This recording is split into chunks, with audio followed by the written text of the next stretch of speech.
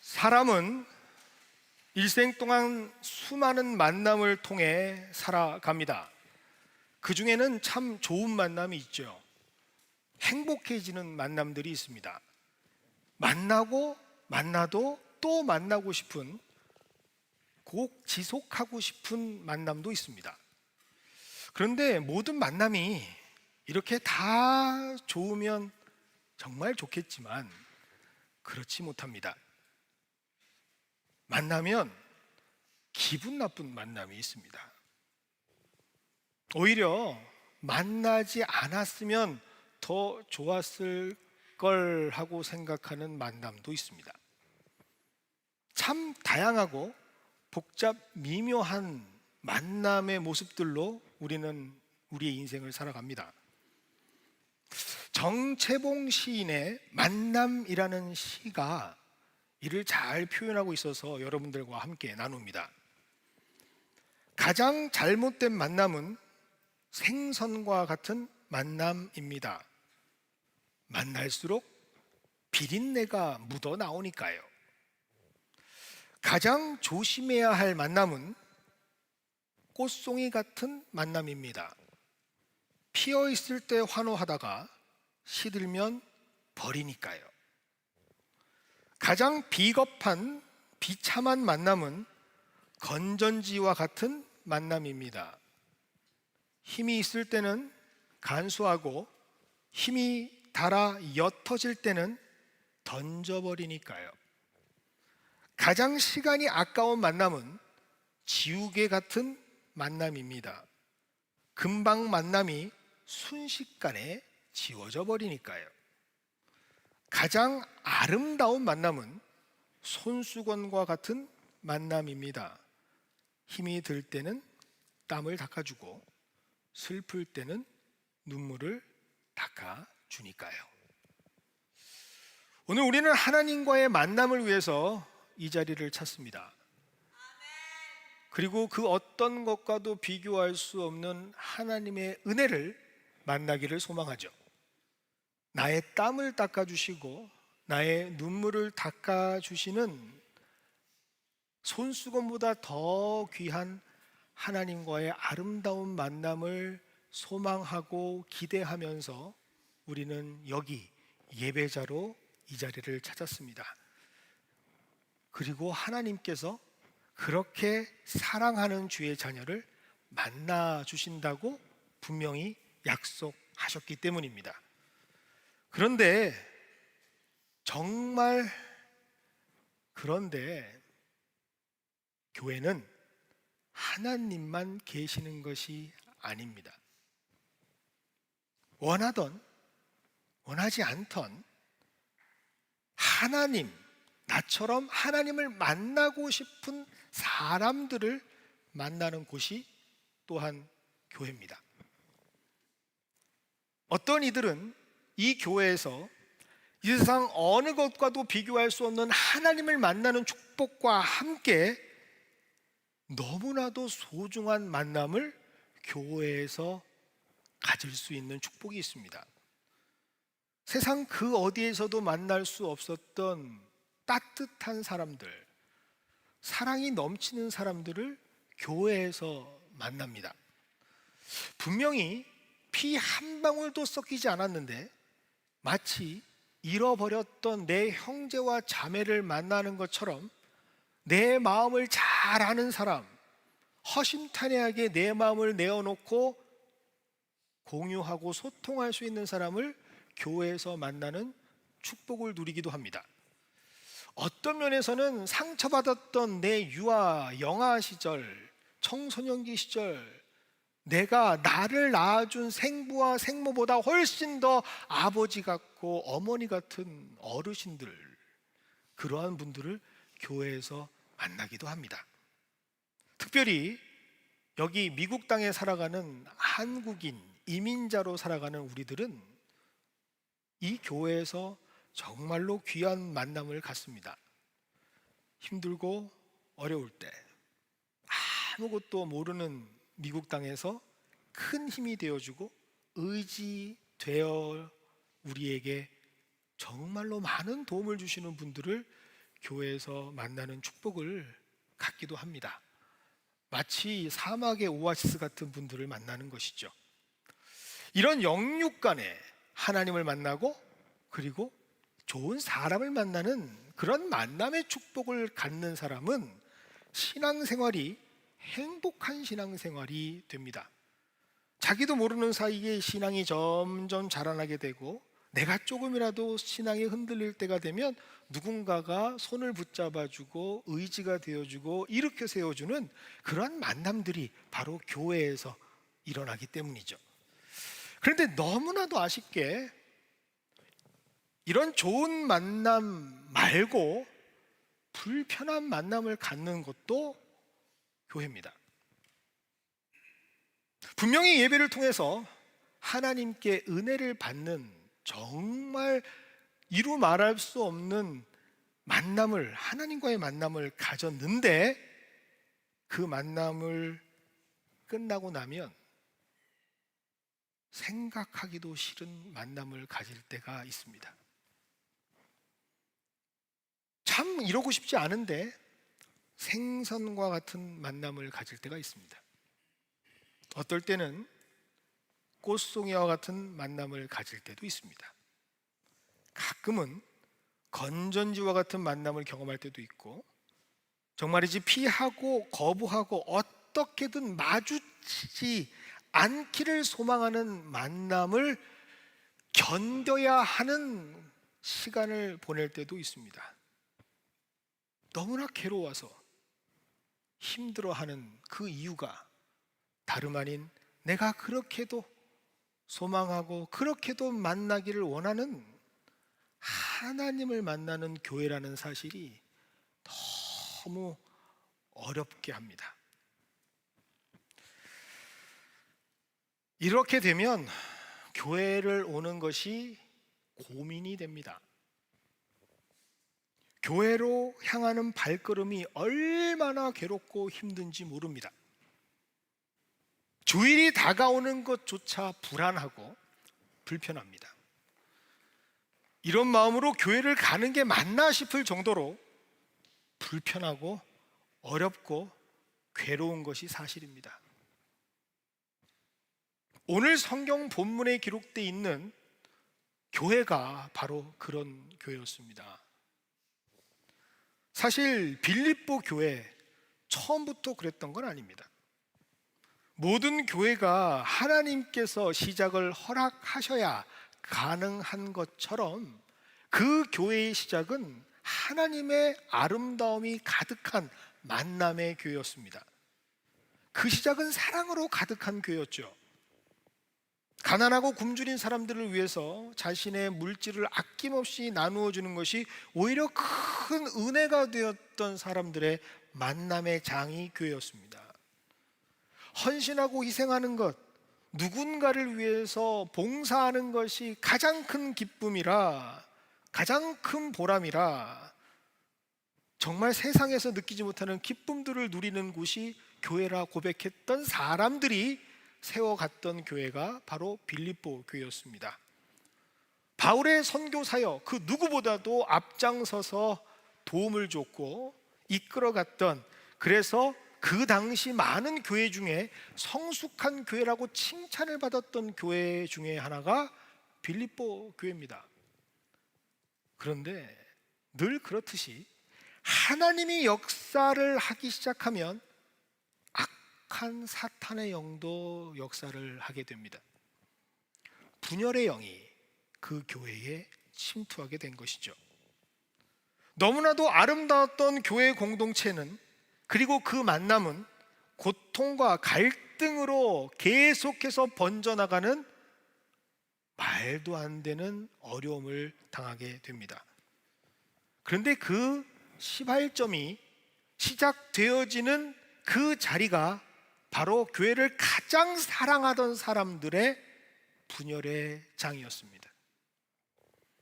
다름 아닌 리더십, 그 교회를 당시 누구보다도 사랑했던 두 여인의 갈등으로 인해 시작된 것이죠.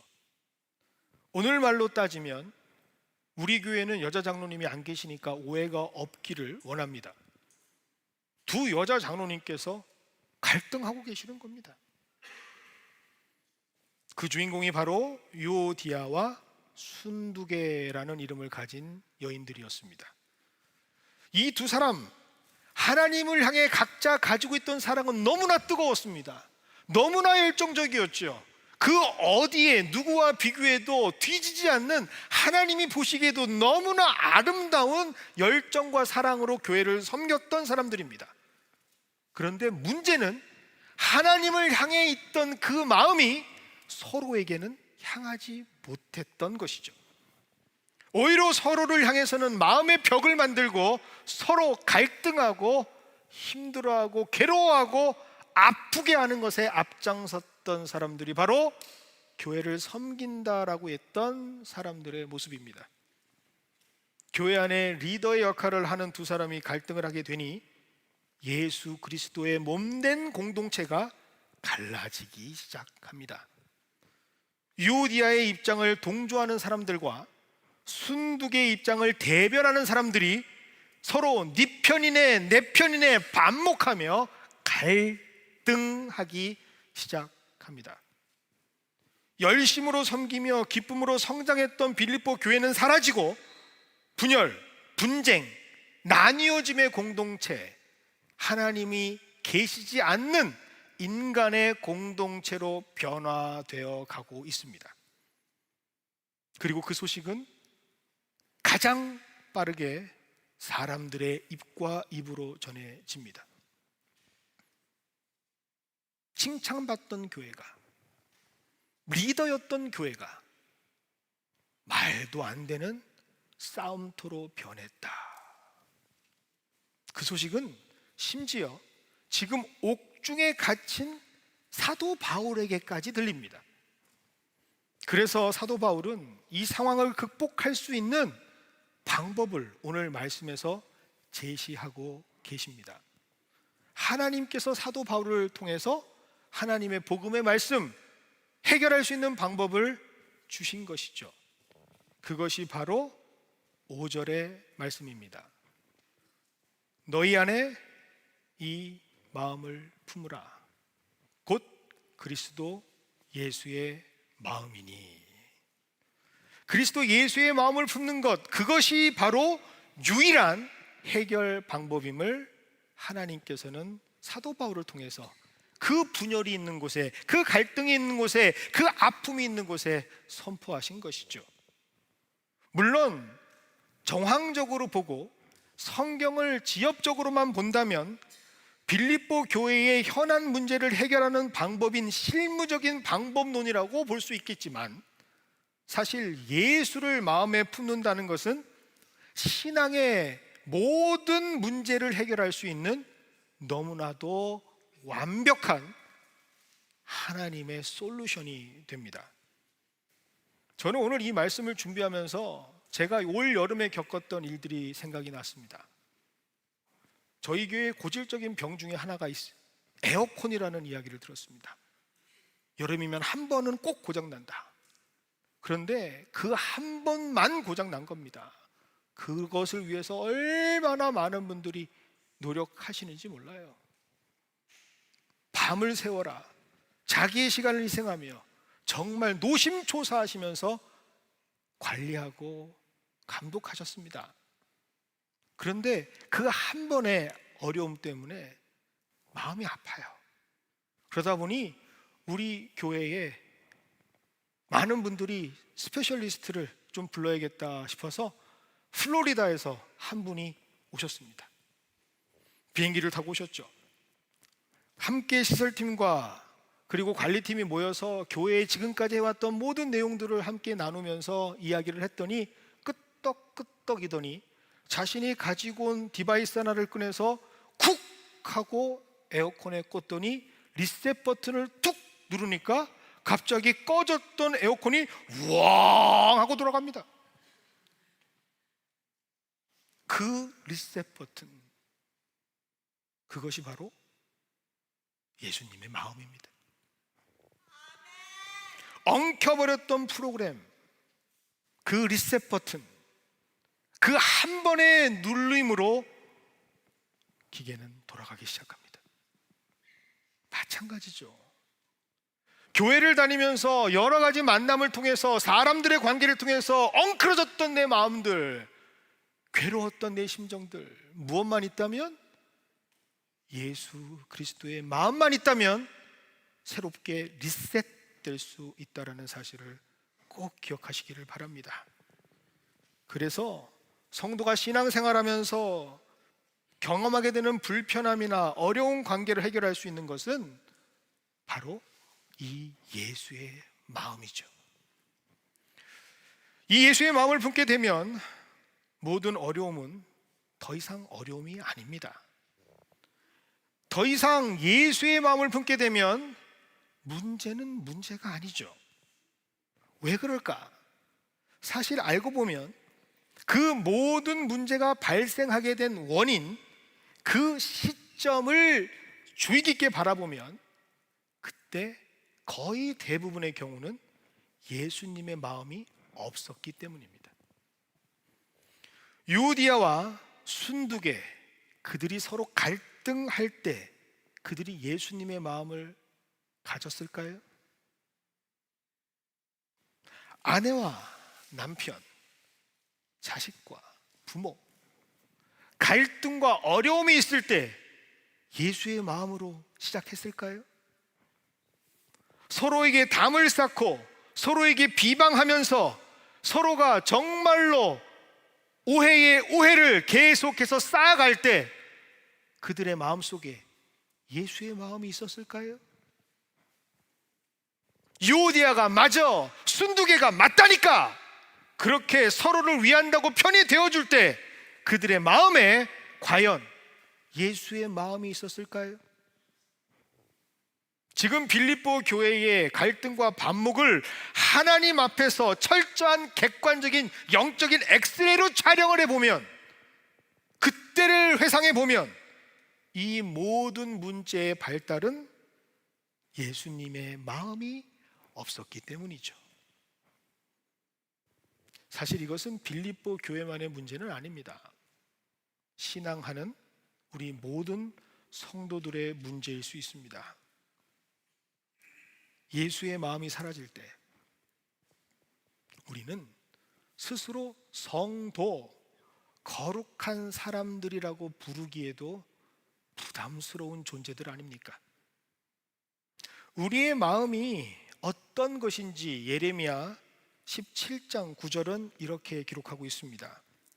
만물보다 거짓되고 심히 부패한 것이 마음이라. 다시 한번 읽어볼까요? 만물보다 거짓되고 심히 부패한 것이 마음이라. 예수 그리스도의 마음이 없는 우리들은 그렇게 우리가 기도하면서 비교하는 세상 사람들과 전혀 다를 바가 없는 존재들입니다. 철저히 썩어져 가는 것을 맹목적으로 추구하며 살아가는, 우리가 손가락질했던, 저렇게 살면 안 돼라고 얘기했던 그들과 전혀 다를 바가 없는 존재가 바로 우리들입니다. 예레미야의 말씀처럼 예수 그리스도의 마음이 없는 성도들은 만물보다 거짓되고 부패한 마음을 가질 수밖에 없기 때문이죠. 우리 삶 가운데에 이것이 가장 잘 드러나는 공간이 있답니다. 우리 일상에서 이런 공간이 우리에게 매일매일 드러난답니다. 어딜까요? 바로 혼자 운전할 때라고 말합니다. 여러분, 혼자 운전할 때, 그 누구도 옆에 없을 때 여러분 마음이 어떻게 드러나나요? 저한테 말씀하실 필요 없습니다. 그냥 속으로 답하시면 됩니다. 레드선, 지금 우리는 운전을 하고 있습니다. 그런데 너무 잘 운전을 하고 있는데 갑자기 누군가 껴들어옵니다. 여러분 어떻게 하시겠어요? 축복합니다. 하시겠습니까? 난 급합니다. 지금 교회 늦었어요. 예배 드려야 되는데, 나 찬양해야 되는데. 그런데 앞에 차가 60마일 존에서 45마일로 갑니다. 어떻게 하시겠어요? 축복합니다. 빵빵. 여러분, 저도 자신 없습니다. 그게 우리의 모습입니다. 또 다른 공간이 하나 있죠. 사이버 공간이라고 말하는 온라인. 현실 세계와는 달리 자신의 정체성을 드러내지 않아도 얼마든지 내 의견을 피력할 수 있고 나눌 수 있는 온라인에서 사람들은 정말로 잔인하고 폭력적이고 추악해집니다. 한국에서는 더 이상 연예인들 관련 글에 댓글을 다는 것이 불가능합니다. 그것이 법으로 법제화되었습니다. 왜냐하면 수많은 연예인들이 그리고 공인들이 아무 이유 없이 인터넷상에서 테러를 받기 때문입니다. 거짓 뉴스, 허위 사실로, 심지어 익명성이라고 하는 안전막 뒤에 숨어 있을 때 그들은 타인을 죽음으로까지 몰아갈 정도로 잔인하고 파렴치해질 수 있는 사람들이기 때문입니다. 실제로 얼마나 많은 사람들이 그들의 악성 루머와 댓글로 고통을 받고 괴로움을 얻고 심지어 목숨까지 끊습니까? 실제로 현장에 근무하는 경찰분들이나 검찰분들은 이렇게 말씀을 하십니다. 악플러를 검거해 보면 겉으로 볼 때는 멀쩡하답니다. 정말 이렇게 생긴 사람이 그런 일을 할까 할 정도로 자신들도 깜짝 놀란답니다. 그 말은 무엇이냐? 사람의 겉모습과 속마음은 다르다라는 것이죠. 사람의 겉모습으로 그 사람을 평가할 수가 없다라는 것이죠. 제가 한국에 있을 때 실제로 경찰청과 검찰청에 매달 한 번씩 갔습니다. 또 의심의 눈초리로 바라보시는데요, 신우회라는 게 있습니다. 검찰에서 일하시는 분들, 경찰에서 일하시는 분들도 하나님을 믿는 신우들이 한 달에 한 번씩 모여서 예배를 드릴 때 제가 집례를 하고 인도를 한 적이 있습니다. 그런데 실제로 근무하시는 분들이다 보니 저에게 팁 하나를 알려주십니다. 목사님, 사기꾼과 같은 사람은 진짜 사기꾼이 아닐 가능성이 높습니다. 다시 말씀드립니다. 헷갈리시죠? 사기꾼처럼 보이는 사람은 사기꾼이 아닐 가능성이 아주 높다라는 겁니다. 정작 경찰과 검찰에 기소가 되고 구금이 되는 진짜 사기꾼들은 사기꾼처럼 안 생겼다는 거죠. 겉모습으로 사람 마음 판단하기가 너무나 어렵습니다. 이렇듯 우리가 예수의 사람인가, 예수의 마음을 가졌는가는 겉모습으로 판단할 수가 없습니다. 어쩌면 겉으로 볼 때는 예수님처럼 보이지만 그 마음은 만물보다 거짓되고 심히 부패해 있을 수 있기 때문이죠. 그러니 오늘 말씀은 우리에게 더 절실하게 느껴집니다. 예수 그리스도의 마음, 그 마음이 우리에게 있을 때만 우리는 진짜 성도로 살아갈 수가 있기 때문입니다. 그렇다면 이 예수의 마음이라는 게 뭘까? 이 마음에 대해서 오늘 6절과 7절 그리고 8절은 말씀해 주시고 있습니다. 먼저 6절입니다. 그는 근본 본체, 하나님의 본체시나 하나님과 동등됨을 취할 것으로 여기지 아니하시고, 6절에서 예수님의 마음을 무엇이라 정의하는가? 그것은 바로 내 것, 내 자신의 것을 인정받기 위해 나를 주장하지 않는 것이 바로 하나님, 예수 그리스도의 마음이라고 말씀하고 계십니다. 짧게 설명을 드리겠습니다. 예수님은 하나님과 본체라고 말씀하고 있습니다. 본체, 그것 곧 본질, 하나님과 동일하다라는 뜻입니다. 그렇기 때문에 하나님과 동등, 같은 급이다라는 말을 할 수밖에 없죠. 그런데 중요한 것은 그런 자리를 요구하지 않으신다라는 겁니다. 그 하나님의 능력과 하나님의 지위가 있는 자리를 취하지 아니하셨다라고 말합니다. 오히려 자신의 권리를 누리지 아니하고 이 일들을 감당하시는 마음, 그것이 바로 예수의 마음이라고 합니다. 왜냐? 7절과 8절입니다. 오히려 자기를 비워 종의 형체를 가지사 사람들과 같이 되셨고 사람의 모양으로 나타나서 자기를 낮추시고 죽기까지 복종하셨으니 곧 십자가에 죽으심이라. 그 이유는 단 하나입니다. 사랑하기 때문입니다. 사랑하기 때문에 내 것을 포기할 수 있고, 사랑하기 때문에 나의 소유권을 인정받지 않아도 괜찮고, 사랑하기 때문에 내 권리를 요구하지 않으며 대가를 주장하지 않는 마음, 그것이 바로 예수님의 마음이라고 오늘 성경은 기록하고 있습니다. 그런데 이 마음을 우리 스스로 갖기가 너무나 어렵죠. 왜 그런가? 말씀을 묵상하면 묵상할수록 너무 힘들고 어렵고 심지어 고통스럽다라고 생각이 들 정도입니다. 왜 그런가? 우리의 본성과는 전혀 다른 모습이기 때문입니다. 다시 말씀드리면 우리가 아무리 노력해도 가질 수 없는 마음이기 때문입니다. 나의 욕망과 본성을 포기하고 버려야 가질 수 있는 마음이죠. 어쩌면 불가능에 가까운 이 마음을 품으라고 하시니까 얼마나 힘든지 모르겠습니다. 심지어 8절에 뭐라고 기록되어 있습니까? 십자가의 죽으심이라고 기록되어 있습니다. 내가 죽어야 한답니다. 여러분, 예수님께서 십자가에 오르시는 과정을 누구보다 잘 알고 계시지 않습니까? 십자가의 죽으심이라고 하는 그 시간과 그 공간을 채우기 위해서 얼마나 많은 고통과 고난의 골고다 언덕을 지나가는 길을 가야 하는지, 그 내용을 포함한 것이 바로 십자가라고 하는 뜻입니다.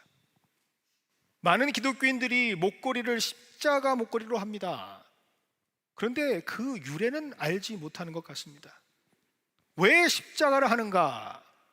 그것은 내 가슴에 예수의 마음이 있기를 원합니다 라고 하는 바람입니다. 그것이 소망으로 내 목걸이로 평생 함께 하겠다라는 뜻이죠. 그런데 문제는 수많은 신앙인들이 이 마음을 품기 위해서 그렇게도 노력하고 참고 참으며 인내하고 하나님의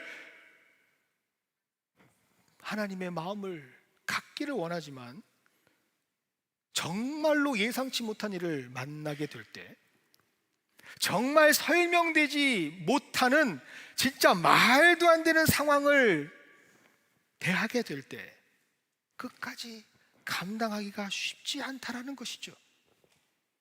넘어질 수밖에 없는 것, 거부하고 싶은 것, 그것이 솔직한 우리의 마음입니다.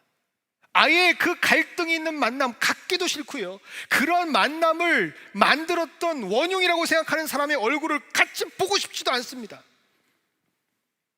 아무리 내가 직분을 가진 자라고 말해도 말입니다. 머리는 알겠는데 가슴이 안 됩니다. 그래야 한다라고 하는 것은 분명히 알겠는데 내 삶에서 그것이 우러나오지 않습니다. 아니, 할 수가 없어요. 그래서 그럴 땐 이런 마음이 들죠. 이렇게까지 살아야 되나? 내가 이렇게까지 해서 내가 신앙생활을 해야 되나? 이렇게 억울하고 이렇게 화가 나는데 내가 이렇게까지라도 해서 예수 그 이름을 내가 붙잡고 살아야 되나? 내가 왜 이렇게 살아야 되는데? 그런 마음이 들 때가 있습니다. 내가 이 마음 품기 위해 무슨 영광을 얻겠다고 이런 수치와 수모를 당해야 하는가. 그런데 그런 마음이 있다면 오늘 말씀 13절을 꼭 주의 깊게 보시기를 바랍니다. 13절입니다. 너희 안에서 행하시는 이는 하나님이시니 자기의 기쁘신 뜻을 위하여 너희에게 소원을 두고 행하게 하신다. 너희 안에 행하시는 분이 누구라고 하십니까? 하나님이시랍니다. 자기의 기쁘신 뜻을 위하여 누구에게? 우리에게 소원을 두고 행하게 하신답니다. 바로 누가? 나는 안 되는데, 나는 미치겠는데 내가 고민하고 힘들어하는 그 이유는 내 안에 역사하시는 하나님께서 일하고 계시기 때문입니다. 딱 끊어버리고 안 보면 그만인데, 그게 안 되는 이유는, 갈등하고 고민하고 괴로워하는 이유는 내 안에 하나님께서 일하고 계시기 때문입니다. 나를 만나주신 주님, 손수건 만남으로 내 눈물을 닦아주시고 내 괴로움을 보듬어 주셨던 그 하나님이 내 안에서 그러면 안 돼, 너는 달라야 해, 내가 너에게 소망이 있어, 내가 너에게 소원이 있어, 너는 그러면 안 돼 라고 계속 예수의 마음을 품게 하시는 것이죠. 나를 사랑해 주시는 그 감격과 기쁨의 하나님께서 나에게 소원을 삼아 그 일을 감당하시고 있답니다. 그러니 우리는 이 말도 안 되는 십자가의 길을 갈 수밖에 없는 것이죠. 불가능과 같은 이 과정을 견디면서 감당할 수밖에 없는 겁니다. 하나님께서 훌륭한 군인으로 우리를 만들기 원하시면 우리는 고되고 거친 훈련의 과정을 반드시 거칠 수밖에 없습니다. 만약 하나님께서 여인을 엄마가 되게 하시려면 반드시 10개월의 인고의 시간을 참게 하시고 해산의 과정에서 뼈가 빠지고 살이 찢기는 아픔을 겪게 하십니다. 그래야 진짜 엄마가 됩니다. 왜요? 그것이 바로 우리를 향하신 하나님의 뜻이기 때문입니다. 이 모든 이유를 그리고 15절에서 선포하고 계십니다. 이는 너희가 흠이 없고 순전하여 어그러지고 거스르는 세대 가운데서 하나님의 흠없는 자녀로 세상에서 그들 가운데 빛들로 나타내게 하기 위해서라고 말씀하십니다. 우리가 누구라고요? 거스르고 어그러지는 세대 가운데 하나님의 흠없는 자녀로 빛으로 세워지는 사람들로 만들기 위한 하나님의 프로젝트가 우리 안에서 시작됐기 때문에 그것을 가능케 하는 예수의 마음을 품어야 한다라고 말씀하고 계십니다. 성도는 한 분도 빠짐없이 모두가 다 이 하나님의 프로젝트에 속해져 있는 사람들입니다. 즉 하나님의 뜻을 이룸받는 사람들이다라는 뜻이죠. 한 영화에 이런 대사가 있어서 여러분과 함께 나누기를 원합니다. 저는 하나님께 힘을 달라고 기도했습니다. 그랬더니 하나님은 저를 강하게 만들어 주시는 어려움을 주셨습니다. 제가 하나님께 지혜를 달라고 기도를 드렸더니 하나님은 지혜로 해결해야 할 문제들을 내게 주셨습니다. 제가 용기를 달라고 하나님께 기도했더니 하나님은 내가 용기로 극복해야 하는 위험들을 내게 주셨습니다. 제가 사랑을 달라고 하나님께 기도했더니 하나님은 사랑이 있어야만 섬길 수 있는 사람들을 내게 보내주셨습니다. 그렇습니다. 하나님은 우리가 이 땅에 참된 하나님의 자녀, 교회된 성도가 되기 위해 예수님을 닮아가는 거룩한 백성들로 만드시기 위해 우리에게 오늘 말씀하시는 것이죠. 이 마음을 품으라. 예수 그리스도의 마음. 그래서 이것은 고통이 아니라 우리에게 축복입니다. 우리의 모습을 우리 스스로 바라볼 때 감히 우리가 예수님 마음을 품을 수 있는 자격이 됩니까? 감히 우리가 누군가를 예수님처럼 희생하고 사랑할 수 있는 깜냥이 됩니까?